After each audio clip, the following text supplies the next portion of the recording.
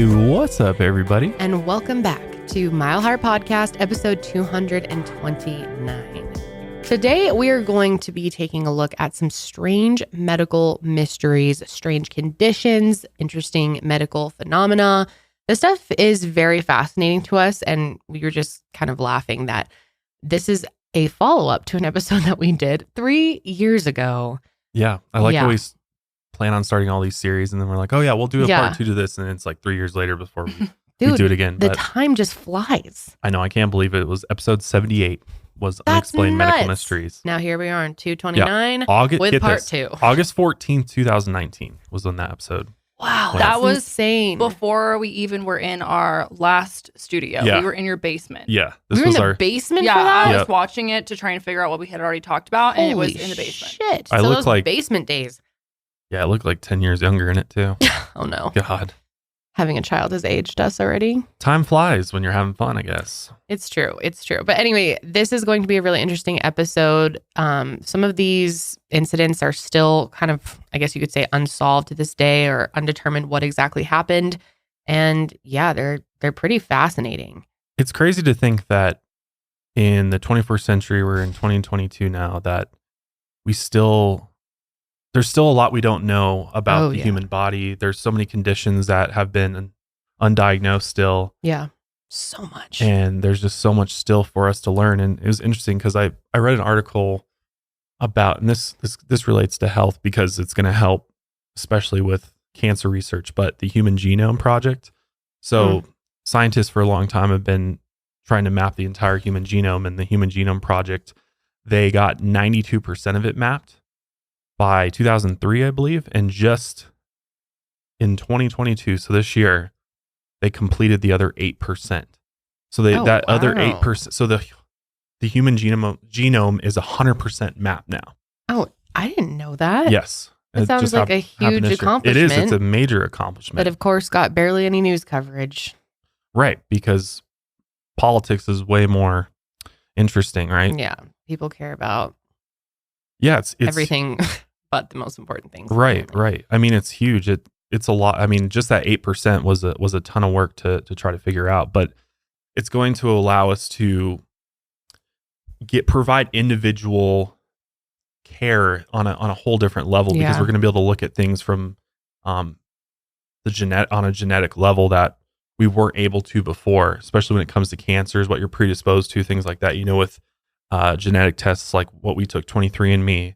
They have the health indicators, things like that. So they're using, those indicators to look for potential conditions that you might be predisposed to based on your genetics. And so now that we have 100% of the human genome mapped, we're going to be able to look at people's individual genetic makeups much better than we used to be able to, and hopefully be able to discover the cures for cancers and things like that through this additional information that we've acquired. It's very complex stuff. I mean, I know this on a very, very basic level, so I'm sure there's somebody out there who actually understands genetics really well that probably could elaborate on this. But I just wanted to share that because it's a huge accomplishment that happened this year. Wow. And it could really help us figure out, those genetic variations that could potentially lead to somebody getting cancer. So it could potentially get to a point where we would be able to predict an individual could end up having this type of cancer long before it ever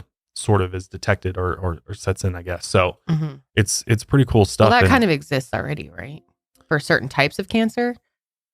Because I definitely know people who, get tested for the BRCA gene, for example. Right, exactly. But if we're able to do this like early on in a person's life, and we're able to actually, if this, it's very expensive to do this kind of work, but eventually over time, the hope is that we'd be able to like potentially look at your genetic makeup when you're a child and see what you'd be predisposed to throughout your life based on because there's so many variations in the genes that we're finding have direct correlations with different diseases and cancers and things like that. So it's just giving us a lot more insight into the individual's genetic makeup and their body to try and figure out, is there a way to address this early on so that the cancer doesn't actually occur, or I don't know what the right word is for it, but it's going to be huge for preventative health going forward. So That's pretty really interesting. Could help with also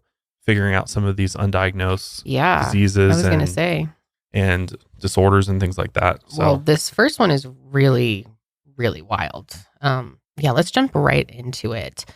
First, we want to thank our sponsors for today, June's Journey and Zip Recruiter. Thank you. Thank you.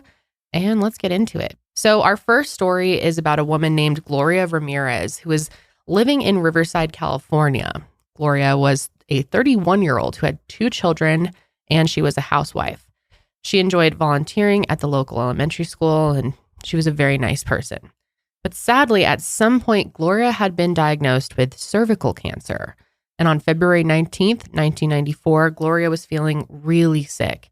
She was experiencing symptoms of nausea, difficulty breathing, and an increased heart rate. It has been reported that she ended up fainting and then was taken to the Riverside General Hospital emergency room via ambulance. And after doing some tests, they figured out that Gloria's heart was beating way too fast for her body. So doctors immediately tried to use a defibrillator in order to send an electric pulse to her heart and restore her normal heart rate. However, while nurses are doing this, they discovered that Gloria's body was covered in a, quote, oily sheen. And they also claimed that her breath was letting off a very interesting smell. They said it was fruity and garlicky. So I'm trying to picture what that would be like. Not entirely sure on that, though. Sounds gross. And then this nurse named Susan Kane tried to draw blood from Gloria, but when she started doing this, she noticed that her blood had a really strange smell. It smelled like ammonia. And then doctors noticed that there were these strange beige, pinkish colored particles floating in her blood. And then Nurse Kane started reporting that her own face was burning really bad. And not long after, she ended up fainting and had to be rushed away.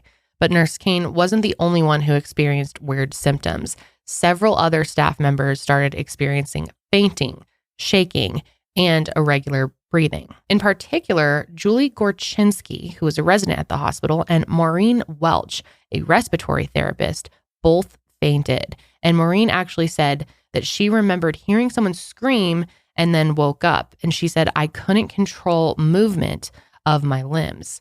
Other staff members at the hospital claimed that they randomly started feeling sick too, and the hospital decided to declare an emergency, and all the patients in the hospital had to be evacuated and taken out to the parking lot. Meanwhile, Gloria is still not doing well, and nurses and doctors continue to try and treat her. However, they didn't have success, and unfortunately, Gloria did pass away at 8:50 p.m. And after this, 2 staff members took Gloria's body and moved it to isolation. Resident Julie Gorchinsky ended up being in the ICU for multiple days. She experienced something known as avascular necrosis, which is actually where bone tissue doesn't receive enough blood and therefore starts to die. So here's an interview of Julie. I interviewed the only victim who remains hospitalized, Dr. Julie Gorchinsky, who was working in the emergency room that night. When I asked the nurse to start an IV, that about coincidentally at the same time I smelled ammonia. To me, it was ammonia. And I kind of made a comment that, that's really strong ammonia. And I kind of felt, like I was going to pass out then. So I moved around to the other side of the bed to get away from the fumes. She then told me what she believes made her sick. And in retrospect, which I shouldn't have done, I smelled the blood. And a few seconds later, I wasn't feeling good myself. And just remember waking up, being helped to be breathed with a mask. Julie was often hooked up to a breathing machine because she would suddenly stop breathing. This week, she has been feeling much better. It's great to go to sleep and be reassured that you're going to wake up without having anybody breathing for you. However, Julie knows she's a long way from her days as a professionally ranked surfer. Just laying in bed here, I kind of feel like a 9-year-old lady. My lungs still aren't up to par. I just brush my hair and I'm very exhausted. As an emergency room physician, you've obviously hooked up people to all kinds of tubes, breathing tubes, IVs, etc. Now you've been on the other end of it. How did that feel? This experience has completely changed my thinking process. When you do things emergently, sometimes, it's difficult to make the patient comfortable, but I think if I'm in that position, I'll go the 2 extra seconds or a minute to comfort the patient and make, if it is their last few moments, comfortable, because I had a lot of procedures here, and it was scary. It's pretty interesting to hear what it would be like, on the other side. I'm sure it's until you actually experience it, being close to death like that in a hospital setting. It's got to be so intense. So I'm wondering if the doctors were in PPE or not, because I'm just thinking if they had their noses covered. She said she smelled the blood. That it's interesting that if I'm assuming she probably was. I mean, but again, maybe. This was back in the 90s, so I don't know. Maybe they weren't, but I'm just curious if they were or not. Yeah, they may not have felt the need that to. an N95 mask or not, because that filters. I mean, imagine like being in the hospital after treating a patient. Yeah, I mean, it's clearly something they didn't expect to happen. So something about the blood, clearly was toxic. So once she was released from the hospital, she had lost so much bone density that she actually had to use crutches for 6 months in order to get around. And then one of the nurses who moved Gloria's body, Sally Balderas, experienced irregular breathing, similar to how Julie Gorczynski did. She also felt the same burning sensation that Nurse Kane did, and she started throwing up. And she ended up having to be hospitalized for 10 days. And Sally and Julie were not the only ones who had to be hospitalized. There were a total of 5 hospital staff that had to be hospitalized overnight. And when all was said and done, Gloria's body ended up affecting 23 staff members from the hospital. Isn't that insane? So going back to that night, around 11 p.m., a hazardous materials team went to the hospital in full hazmat suits in order to try to figure out what was going on here. They searched the hospital for toxic chemicals that could be causing people to get sick, but they weren't able to find anything. So the coroner's office did an autopsy on Gloria 6 days later, and they ended up building a specially sealed room, and the staff had to be in hazard suits in order to keep everyone safe. If Gloria's body really did have toxins in it, they wanted to make sure that these toxins didn't leak. They even took air samples from her body bag to try to figure out what happened and why so many people who came in contact with her got so sick. After the autopsy, people were hosed down with decontaminants. And in the end, they determined that her official cause of death was cardiac dysrhythmia, an abnormal heartbeat caused by kidney failure from her cervical cancer. However, they never got any answers as to what was causing all of the strange smells, her oily skin, the kind of garlic breath that she was experiencing, strange particles in her blood, and of course, why multiple people who came in contact with her got sick. It was reported that there were no poisons, toxins, nothing in Gloria's system that would point to any answers about what actually happened that day.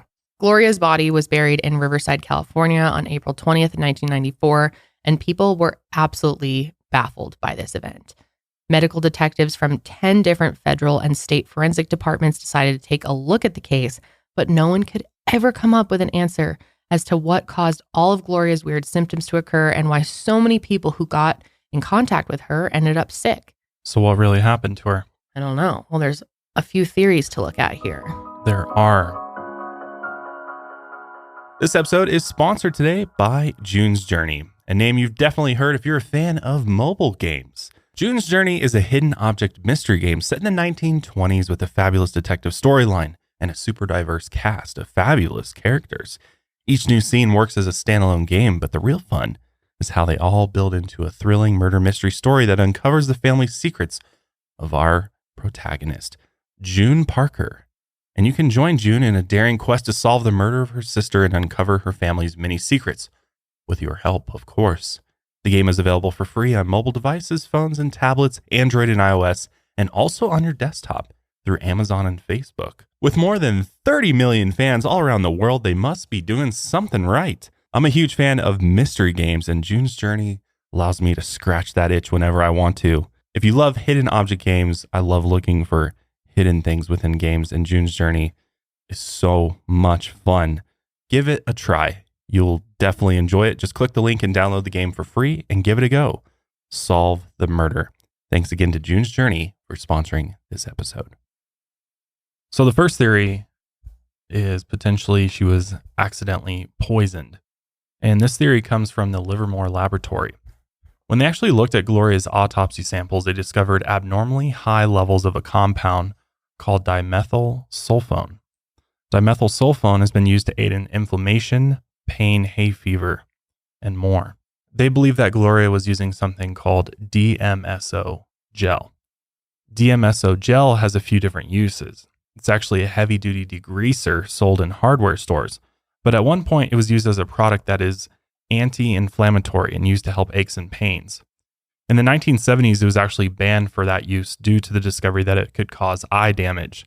Now, what's interesting about DMSO is it's only one oxygen atom away from dimethyl sulfone. And I guess this gel actually smells like garlic. So they obviously claimed that that is what made her breath smell like garlic and why her skin was so oily. Could make sense. The Livermore laboratory ended up doing an experiment where they combined DMSO gel and a bunch of oxygen. And they did this because Gloria had an oxygen mask on in the hospital. And the results were that the DMSO gel basically turned into dimethyl sulfone once it was exposed to high concentrations of oxygen. So if you're hooked up to an oxygen mask, that could explain that. In addition, little white crystals formed when exposed to high levels of oxygen, and they claim that this would be why medical staff saw little beige particles floating around in her blood. However, even if all this matches up, dimethyl sulfone is not toxic and is completely harmless. So why were people getting so sick around her? Livermore Labs said that when they were using the defibrillator on Gloria, the electric shocks broke down the dimethyl sulfone and turned it into dimethyl sulfate inside of Gloria, which is toxic to humans. However, a lot of scientists have come out and said that this is pretty much impossible. Also, even though this is the theory that Livermore Lab came up with, they never actually ran any tests to prove this theory. Even the head of the lab himself said that this is purely a theory and that he isn't even confident that this is what happened. So another theory that's out there has to do with poor hospital conditions, which this theory comes from Gloria Ramirez's family. First off, Gloria's family claims that Gloria never used DMSO, and there's no way that played a role in her death.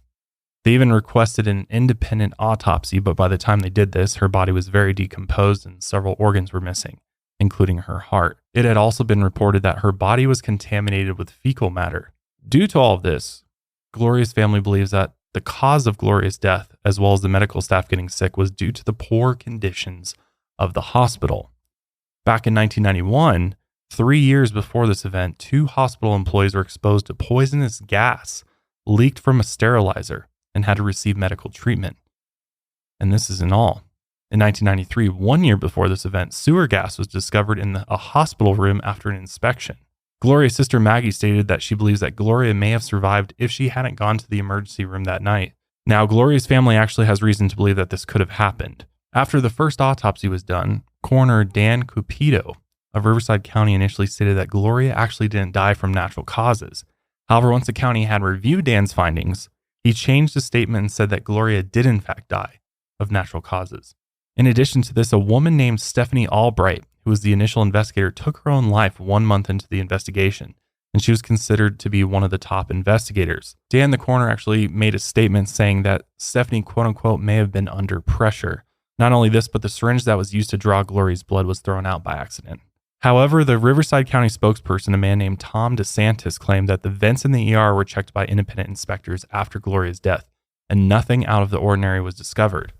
But still, the Ramirez family maintains that something is being covered up, and they ended up filing a wrongful death lawsuit against Riverside County. That's a pretty big deal. Yeah. Which, I mean, obviously people file lawsuits without evidence sometimes, but I feel like in this case, they probably had a decent amount of evidence in order to go through the process and spend the money to file this type of lawsuit against the county. And when you look this up online, there is a lot of talk on the internet about this hospital and these gas leaks and things like that. Some people said that perhaps there was, this hospital was doing some nefarious things with drugs and things like that, at least from what I read online with some of the IV bags, and potentially they're cooking up some drugs or something. Yeah. And that this is like a giant cover up. Speaking of which, in 1997, the New Times LA published a theory stating that Gloria's death and the illness of staff members was caused by methylamine. Methylamine is a drug used in the production of methamphetamines. According to the theory, it was believed that the hospital was using IV bags to smuggle methylamine, and that an infected bag was accidentally given to Gloria, which resulted in her death and also in the intoxication of the staff. That just seems so hard to believe. Yeah, I mean, it sounds far-fetched, but crazier things have happened in hospitals. It's true. So it's true. it is possible. This theory claims that in Livermore Lab's report, they had found an abnormal amount of niacinamide in Gloria's system. Niacinamide is a type of vitamin B3 which is commonly mixed with illegal drugs for an added sense of euphoria. Plus, it is cheap and potent. It should also be noted that Riverside County is America's largest drug trafficking distribution center. That's interesting. Mm-hmm. I don't know how you can actually confirm this, but when I Googled that, like all these things were coming up that it's true. That, yeah, Riverside County is, I guess, known to be a huge drug trafficking center. I don't think it'd be completely out of the realm of possibility to be No. trafficking drugs through a hospital per se. Makes sense. And the last theory that has been offered up is that this was a case of mass hysteria. So the California Department of Health and Human Services ended up interviewing 34 hospital staff who were working the night of this event. And after speaking with the staff, they concluded that this was just an event of mass hysteria. Now, we've talked about mass hysteria events on the show before. It's basically described as an illness that has no identifiable cause, even though a group of people seem to experience the same symptoms. They said that the strange odor was the trigger that caused all of these people to experience the symptoms. And obviously the medical staff was pretty pissed off that this was all they could come up with as far as reasoning to why this happened to them. The respiratory therapist, Maureen Welch, was adamant that mass hysteria was not what she experienced. Resident Julie Gurchinsky, the one that we just watched on video, was not pleased with this explanation either. In fact, she ended up filing a lawsuit against the coroner's office for $6 million. How offensive. After all that time that you spent in a fucking hospital bed, after treating a patient at your job, and they're telling you this is mass hysteria. Right. Sounds like that's something that you use as a excuse to cover something up, in my opinion. Yeah, Right. sounds like it. They're like, you're all just crazy. I know. I don't know. I kind of tend to think that this was some type of accidental poisoning, honestly. Maybe, but with what? I mean, wouldn't it have come up on tests and everything? Well, I mean, do we trust the coroner though? I mean, maybe the coroner is covering up something. If there's actual, drug trafficking happening at So this you believe hospital. in the drug trafficking? Yeah, exactly. That this was a drug trafficking hospital and somebody got a hold of the wrong bag and gave her something that ultimately killed her that night.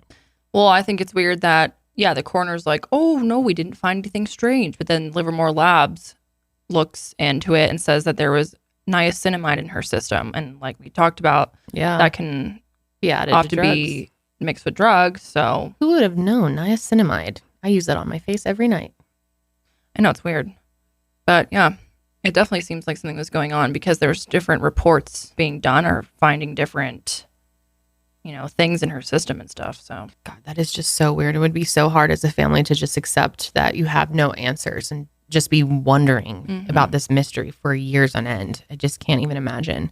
So this is interesting. There's been a bunch of funny business with this. So I was just looking at an article from the LA Times talking about, because we're talking about like the toxicology report that would reveal if there's something in her. Well, they originally said they released the full toxicology report, but now they're saying, no, we never released the full report. Oh, convenient. So there's more. I think there's more there than what's being said or being released, and that's definitely sketchy. I'm also very curious about the DMSO gel. I know her family said that she didn't use it, but I wonder why they believe that she did anyway, because that kind of makes sense. I mean, one thing that the drugs doesn't really explain either is the greasy, oily skin. And the particles in her blood, is that a normal side effect of drugs? That's still baffling too, because not only did Gloria have that in her blood, but Julie did too. Yeah. That's really weird. Yeah, it's Julie a believes mystery. she was something poisoned her that night. There was something. I don't know. That's so weird. She actually wonders if the culprit might have been ethylene oxide, which is a toxic gas that is used to sterilize medical equipment and causes symptoms identical to hers when a person is exposed to it. So the Riverside General Hospital had previously been cited by Cal OSHA for improper handling of ethylene oxide. Julie seems to think that this is the fault of that something at the hospital went wrong. Seems like or somebody did something. I mean, that's what her family believes as well. So it kind of seems like that's the best theory. It just, I don't know, her symptoms were so strange that they don't really line up with a normal, drug overdose. Well, it also goes with the whole thing about 3 years prior, like we talked about, 2 hospital employees were exposed to poisonous gas. Mm. Mhm. So is that just another occurrence of it? Yeah, That's this what is I a kind weird of. That's what one. I kind of think. I think there's something sketch at this hospital that either somebody did on purpose and they just never have been able to figure that out or nail down who did it, or this is just a poorly run hospital. The equipment's malfunctioning and toxic gas is getting released or leaking in some way. I mean, they had previous violations for that, so I don't think it's totally out of the realm of possibility that that's what was happening here. I don't know. So are we all in agreement here that this was most likely the fault of the hospital? I think there is definitely something weird going on. I don't really believe the DMSO one. Really?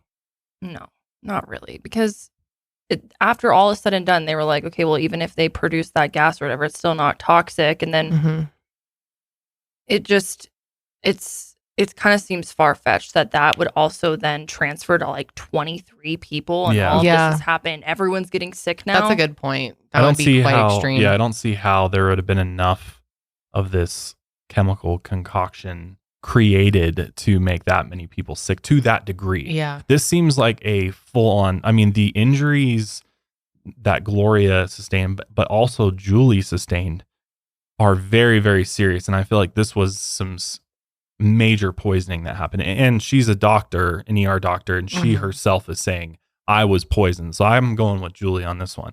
I think either somebody set off some gas somehow on purpose, or this was another incident of an accidental leak of some sort with some faulty equipment or something. Which again, this hospital, people have said who have reported on this story that the hospital is old, it's not aging well, that they have had these previous violations. So I think it's the most plausible theory that this was faulty equipment or something that leaked poisonous gas in the hospital. Yeah, it very well could be. I think that's where I'm leaning to. Although it's possible that it's some undiagnosed, unknown medical condition. Yeah, I guess that's true as well. Maybe we'll never know Maybe the truth about this one. But yeah, let us know your thoughts on that one, guys.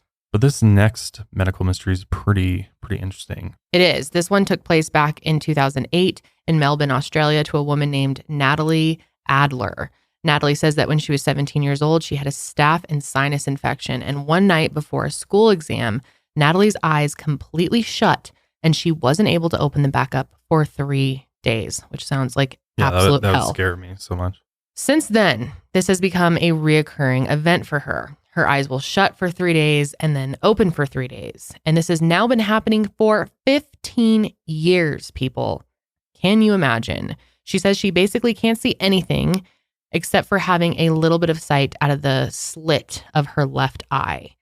Natalie has said, quote, "The night before it sets in, my eyes get quite heavy, and that's how I know it's coming on. And when my eyes are shut, I have a pain on either side of my temples. I feel nausea, my body aches all over. I have neck pain from leaning back, trying to see out of the bottom of my left eye." And it just looks, if you're listening, it looks so painful, so brutal. I really can't imagine dealing with this for 15 years. That's like one of my biggest fears out of all things on my body is like Really? something happening to my eyes. Yeah. Or like having eye pain or some eye problem. Or you were talking, I forget who we were talking about LASIK with, but LASIK just sounds horrible too. Yes. Austin, actually, from Oh, Lights yeah. Out. Oh, yeah. New producer on Lights Out, if you haven't seen. Yeah. He got LASIK. Yeah, it sounds horrible. I just can't. My eyes. I can't even like get my eyes dilated. I start tripping out. Really? Can you touch your eyes? No. Really? Never have, never will. He's such a baby about pretty much everything, though. You can't even put eyeliner on me. Forget about it. If I was a girl, I'd be all natural. That's right. No makeup. Okay. Anyway, doctors have never been able to figure out what the cause of this is. And it's so rare that it doesn't even have a name. Natalie has gone through many procedures and treatments and has reportedly had 99% of her muscles taken out of her eyelids. And she still gets Botox in her eyes regularly to try to keep her eyes partly open, but she still experiences complete blindness at least once a month. Here's a video of her explaining her condition. Developed into this random cycle where they would close for spasm shut for 3 days and then open for 3 days. I've had 99% of my muscles removed, my eyelids. It's just brought me back from the brink. It didn't bother me at all. The illness doesn't define her. I never lose hope because I just can't, and that's not the person I am. That's so brutal. I just can't even imagine what that would be like. I wonder what the root cause is. I wonder if it's like something neurological that's causing her eyes to shut. It's interesting that even after taking out all the muscles from the eyelids, she's still not able to keep them open. Mm-hmm. And there's not even really any solid theories for this one. I don't know. Yeah. I don't really know even if I have any guesses. I sure don't, because if experts can't figure it out, then I'm not going to sit here and try and be like, well, I think it's this.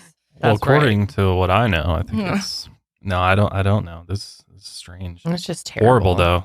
Yeah, can't imagine. As you know, Kendall and I, we run our own business, and one of the hardest parts of running your own business is finding good, qualified employees. Well, there is a tool out there that really helps make that process so much easier, and that is ZipRecruiter.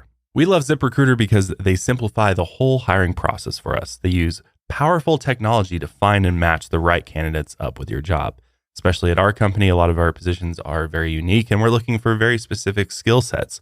ZipRecruiter allows us to customize our job description and add to find the correct people and do it quickly. If I see a candidate who'd be a perfect fit for the job, ZipRecruiter makes it easy to send a personal invite to them, as well as my other top choices, so they're more likely to apply. I can go out and look at candidates myself.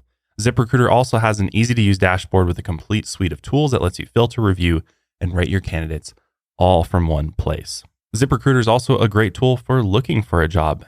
You can upload your resume and create a free profile and get matched up with jobs that you're most interested in. So discover hiring joy with ZipRecruiter.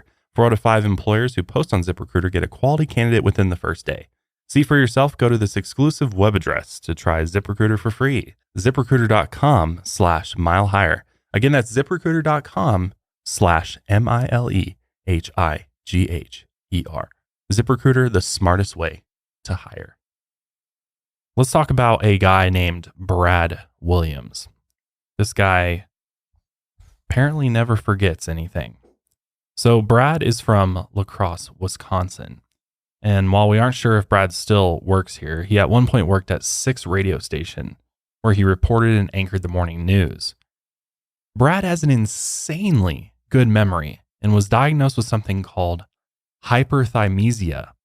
Hyperthymesia is defined as, quote, the uncommon ability that allows a person to spontaneously recall with great accuracy and detail a vast number of personal events or experiences and their associated dates. Highly superior autobiographical memory. That's wild. I wish I had this. Brad claims that as long as he can remember, he's had this ability.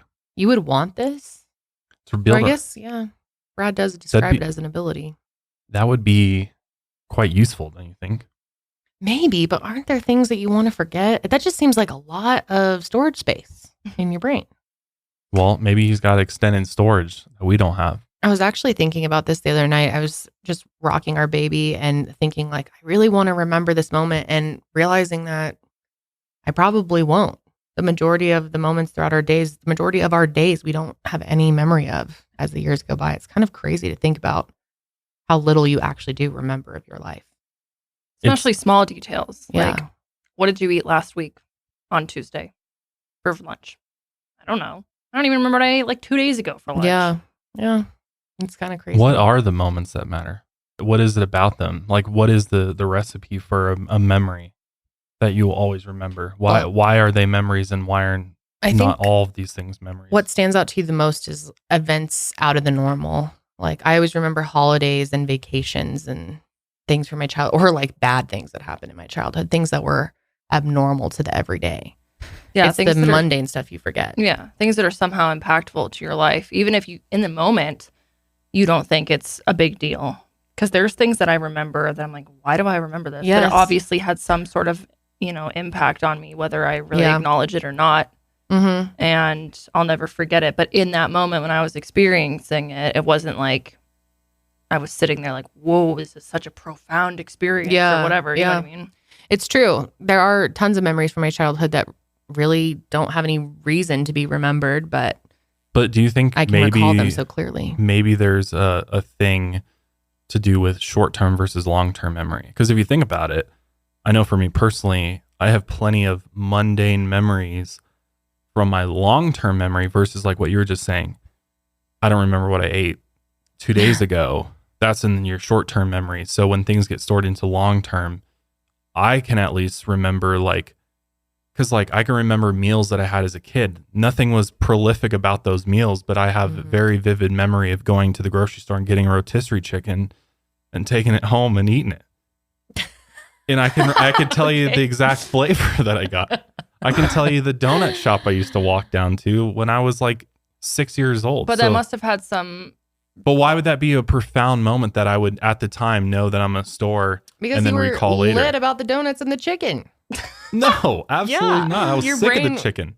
Well, I said no more chicken. I had it 5 nights a week. That's pretty mundane. That's why you remember it, because A, it was repetitive, and B, because you associate it with memory you're not fond of. But do you think that maybe in a few years from now, that 2 days ago lunch is going to be a memory that you're able to retrieve? No. Because who gives a fuck? It was 2 days ago lunch. That's right. But guess what that was? That was Taco Bell. So for you, that's a core memory for you. You're right. It's a core memory Maybe for I you. will. The enchilito's back. You're right. So yes, that was not a mundane memory. I proved my point. This is a long-term thing that you'll always remember the day they brought the enchilito back. And it was at the office and y'all were eating in your freaking enchiladas, making it smell like a trash can in there. Yeah. I have a core memory of going to Taco Bell when they took the enchiladas off the menu the first time. I'm not even kidding. I'm not kidding.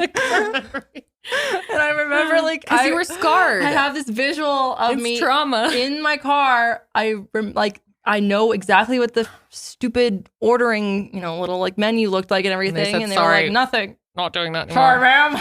These are gone. The important memories that Janelle's going to remember on her deathbed. The enchilito.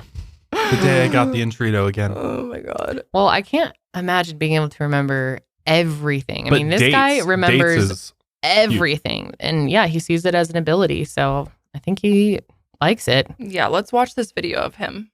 I am Brad Williams. Hell yeah, look I at that work computer. at 6 radio stations in the La Crosse area. I like the music. And my job is anchoring the morning news and also reporting news. That's what most people in the La Crosse area know Brad Williams for. I'm Brad Williams for WKTY News. This is what you might not. What day did Star Trek, the TV show, debut? September 8th, 1966, a Thursday night. What day did Diana and Charles get married? July 29th, 1981. August 8th, 1975. August 8th, 1975 was Friday. October 30th, 1997. 1997 Thursday. We could call it a condition. Mr. Google. We could call it a syndrome. It's amazing, really. Call it what you want, but we'll just call him the Amazing Memory Man. Oh, we like that for him. What date did it premiere? MASH September 17th of 1972. Sunday night. Mount St. Helens erupted. Mount St. Helens, May 18th, 1980. Woodstock begins. Woodstock begins, I would say, August 15th, 1969. In 1976, what movie won Best Picture? For the year 76, or? Yes. Okay. For the year 76, it would be Rocky. even the most insignificant of details. I just remember having the Fruit Loop sundae. I can't remember what I had for lunch yesterday. Fruit Loop sundae? Brad can remember what he had for There's lunch Janelle. 12 years ago. He is like a walking encyclopedia. And what's even more amazing, he's had this ability for, well, as long as he can remember. If we can't remember something, and the common response in this building is, well, go ask Brad. Because inevitably Brad knows Brad the knows answer. fucking everything. Movie of 75. Top grossing. It was Jaws. Dude, that's fucking awesome. Honestly, he's just like a fact storage. Mhm. He's like they could never have him on like Trivia Pursuit or what's it called? The Wheel of Fortune. Wheel of Fortune. He would dominate There was this other clip that I was watching of him, and they did this little like experiment where some guy would be asked a series of questions and he had to go on Google to find them, and they like timed him how long it would take for him to Google these answers, and then they brought what the fuck is this guy's name? Brad. Jesus. They brought Brad in after, and he was just spitting off the answers like no problem. He's faster than Google. That's amazing. Go Brad. We love that for him. So did he ever get like a brain scan or anything to see if he's got like an enlarged cerebellum or something? Not that I read. Because it could be possible. There is a documentary on this, Unforgettable, released in 2010. The hippocampus. His brother made a documentary back in 2010. Yeah, we didn't have time to check that out, but yeah, pretty interesting. I know. Yeah, the hippocampus is the main region of the brain involved in memory processes. Yes. If you could have this ability, would you want it? Sure. Yeah, why not? Although I think I'd rather have a photographic memory as opposed to like being able to remember like specific details and dates. Yeah. I think being able to like see images, pull it up, like Google Images, and just be able to like, okay, I'm going to recall that event and the image of that in my head. Especially when in school, that would have been nice to be able to pull up my note card in my head. Oh yeah, that would be really nice. Jealous kids who had the photographic memory, like, oh yeah, I just take screenshots of my textbook and then pull them up in my head during the test, and I'm good to go. Dude, this one kid in our library would always sit there and literally like blink at all the pages and just memorize it all. I remember sitting there like, how the fuck are you? That's so unfair. Literally. And then I had a teacher that tried to tell me that anyone can have a photographic memory and there's a way to train your brain. Yeah, that's what my grandpa always told me too. He'd be like, really? Yeah. He'd be like, he claims that he can speed read. Damn. And he could read a whole book in like an hour. Well, if you ever Carl watch him, has he'd a be lot like, of claims of things he can do. Do you think like, he's actually like he absorbing says he any of is. that? He says he is. Okay. But I don't know. Shout out to Carl. Anyway, this last one we wanted to talk about today is called Human Werewolf Syndrome. And this is pretty wild. So hypertrichosis, also known as Werewolf Syndrome, is a condition characterized by excessive hair growth anywhere on a person's body. It can occur at birth or later in life, and the excess hair can grow anywhere in the body, sometimes even just in patches. And there's technically 5 types of hypertrichosis. One type is congenital hypertrichosis lanuginosa. It first appears as normal fine hair found on a baby at birth, but instead of disappearing during the following weeks, the hair continues to grow in various places on the baby's body. Then another type is called congenital hypertrichosis terminalis. Abnormal hair growth begins at birth and continues throughout a person's life. The hair is usually long and thick and covers the person's face and body. And then there's nevoid hypertrichosis, which is just excessive hair growth of any kind that appears in a defined area. And then there's hirsutism, which this is a form of hypertrichosis which is limited to women. It results in dark, thick hair growing in places women normally don't have hair, such as their face, chest, and back. And then there's acquired hypertrichosis, which is a disease that tends to develop later in life. Hypertrichosis, regardless of type, is very rare. Congenital hypertrichosis lanuginosa, the kind that starts at birth and gets worse over the week, is extremely rare. Only about 50 cases of this kind have ever been documented. Hirsutism, which is limited to women, is more common, affecting about 7% of the female population in the United States. There is no cure to this condition, and treatments are often shaving, waxing, and laser hair removal, which obviously none of these are a permanent solution. Here's a video about a man named Larry Gomez who's actually born with this condition. Today, Larry Gomez is a minor celebrity. He's made his appearance his trademark, and he's begun to feel comfortable in his skin. But it wasn't always like this. His childhood was not like a normal boy's. Larry was born in a village in Mexico, hairy from birth. But he wasn't alone. His brother and his cousins were also hairy from head to toe.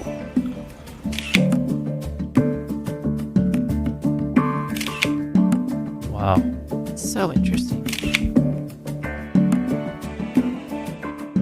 When I started going to school, I had an older cousin who was just like me, Naturally, he went to school first. So he experienced the troubles associated with our appearance first, and was also mocked first. In a way, he cleared the path for me. Larry has hypertrichosis. It's very rare. Only about 50 people in the world have bodies like his, covered in hair. I think that living with hair on my face makes me different, but I don't see myself as different. It's other people who make my life different. As a child, he and his brother were spotted and then recruited by a touring circus. At first in the circus, we were only presented to the audience. We threw the children balls, we greeted them and posed for pictures. And they paid us for that. It was easy work at that age. We started off like that, and in time, we also learned how to juggle. We learned a lot. Since then, Larry has spent his life on display. He arrived at Santa Monica Bay and swapped life of the circus to become the star of a freak show on Oceanfront Walk.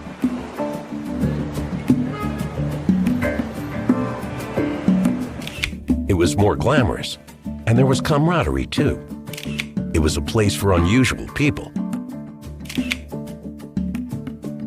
I think it's kind of cool that he took something that, is obviously a challenge and then really made a career out of it. Embraced it. Yeah. Yeah, I always admire people who have to, go through life with something that the rest of the world and society might be like, oh, that's weird, and, make fun of you for. But in actuality, it's such a unique trait to have and to embrace it and, make money off it. Why not? Yeah. If people want to pay to come see you, why not? I mean, it's no different than any other celebrity out there having people pay for, tickets to come see them. It's very interesting. I mean, if for those that are listening, and haven't seen any of the pictures, he's literally, it looks like he has to trim his face. Yeah, he down. must have to. Yeah. So where a man would have a beard, it just extends over the entirety of the face around the eyes. It's interesting. And maybe he waxes around the mouth. Maybe, or it just doesn't grow. Or it just doesn't grow there, which is interesting. God, I'm sure kids were just brutal to him and his older relative as well. See, some people though, like this baby, it could be in patches. Has it in patches. Wow, it's really unique looking. Mm-hmm.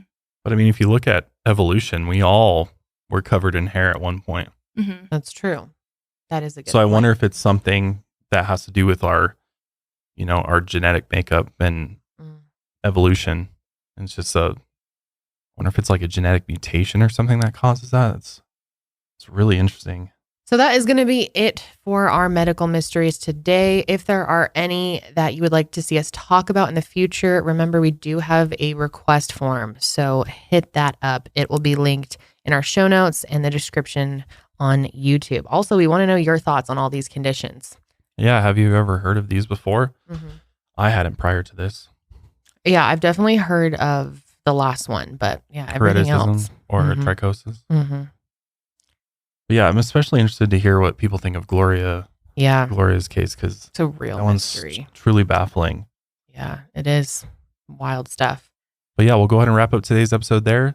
Make sure you're following the show on Spotify. It does really help us out. Or you're subscribed on Apple Podcasts. And while you're at it, go ahead and subscribe on YouTube as well, which we just passed 500,000 subscribers on YouTube. Oh, yeah, we did. Hip, hip, hooray. That's Thank pretty you, awesome. Everyone. Yeah, half a mil. That's crazy. Good stuff. But that is it for us. We'll see you guys next week. And until then, keep taking your mind a mile high.